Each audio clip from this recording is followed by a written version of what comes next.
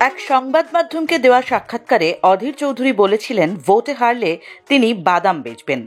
এমন অঘটন যে ঘটবে তা হয়তো দুঃস্বপ্নেও ভাবতে পারেননি সদ্য মুকুট হারানো বহরমপুরের তদানীন্তন বেতাজ বাদশা।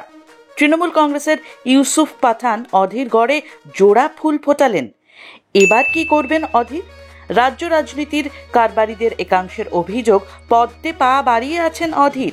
নিন্দুকেরা বলেন, লোকসভার মধ্যে মোদির যতই বিরোধিতা করুন, তার অধীর দাদা মোদি ওম বিড়লাদের সঙ্গে অধীরের সম্পর্ক বেশ ভালোই। দিল্লির অল ইন্ডিয়া শোনা যায়, নানান সরকারি কমিটিতে বিরোধী হিসেবে থাকা সত্ত্বেও বিরোধী মত পোষণ করেননি অধীর।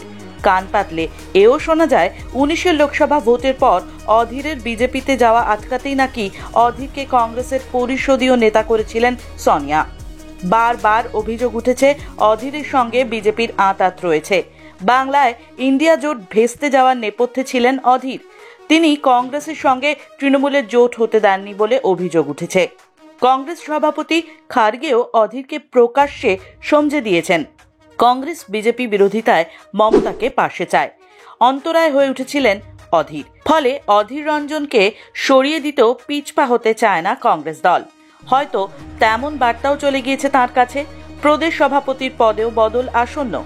অধীরের সামনে আর পথ খোলা নেই বলেই মনে হয়। ফলে তিনি হয়তো পদ্মেই যাবেন। ত্রিপুরার প্রাক্তন মুখ্যমন্ত্রী বিপ্লব কুমার দেব এখন লোকসভার সাংসদ।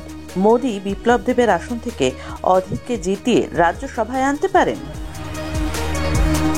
ফলো করুন দৃষ্টিভঙ্গির ফেসবুক, টুইটার, ইনস্টাগ্রাম। সাবস্ক্রাইব করে দিন ইউটিউব চ্যানেলটি।